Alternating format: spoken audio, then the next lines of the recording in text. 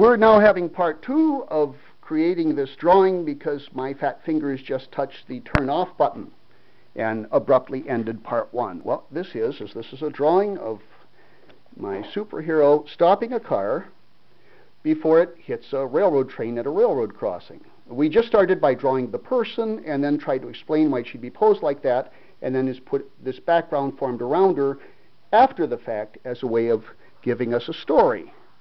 Now obviously, if I were going to make a full comic book of this, I would want then to take the story further and say what happens next. You know, you start asking yourself questions. How do the people in the car react? Are they thankful their life was just saved? Are they angry with the damage done to their car?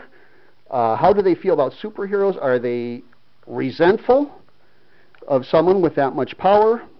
Are they resentful of being caught in an embarrassing situation? You know, and in answering those questions, pretty soon you have a story, and before you know it, it can grow into a full-page comic book. But we're just doing this one drawing today. There's our rearview mirror inside the car. This is the windshield. So we'll put a couple glass marks, even going over Ellen, the Mighty Energy Girl, so we see she's outside the car. And now lastly, to show what's happening, we just want some railroad stuff in the background to show it's a railroad crossing. Of course, the first thing we'll need is flashing red lights. Now I don't have my colors with me today, so they're not going to actually be red yet. Maybe I'll post them as a still picture when I get the drawing done somewhere else. But anyway, there, and the pole. And just the bottom of the railroad crossbuck that says railroad crossing.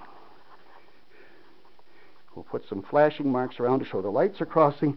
And then lastly, we need the train roaring by in the background. Now we wouldn't draw a locomotive because obviously Ellen's smiling face indicates she's already got the car stopped, meaning a few seconds have passed by since the near crash, and therefore if the train is moving, the engines would be clear and you would be seeing the boxcars. So we'll just add a little quick boxcar-like detail back here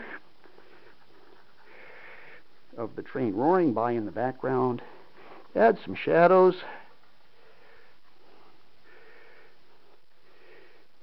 Now unfortunately, because we're up close, we can't see much of the train, so even though we're putting in ladders and things like that, and here we'll put in my favorite railroad, the Great Lakes Midwestern, and the car number, good old 12345, and the load limits and the other stuff they frequently have on the side of a car, and we'll put some rivets in.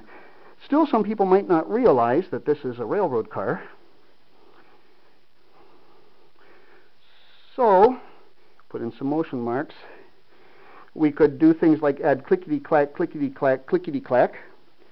That would kind of give you an idea what's going on, or other railroad type stuff to give it away. As it is, since this is the second half of this drawing, and we're with the first half already about 15 minutes, I'm just going to end it here. But class, now that we've got our black and white drawing complete, watch the first half to see how it got from the blank sheet to this. The last thing you want to do not forget, copyright symbol if you are a copywriter, and always the date. Whoop, it's not March anymore. Oh well, Back to the Future Past. 2012. And your name.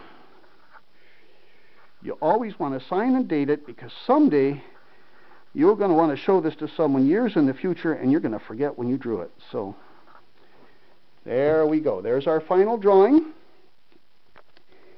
And I think it's about time this movie was finished. Hope you've enjoyed this, and maybe some of you budding new cartoonists got some inspiration. This is Ken Bailey. Good day.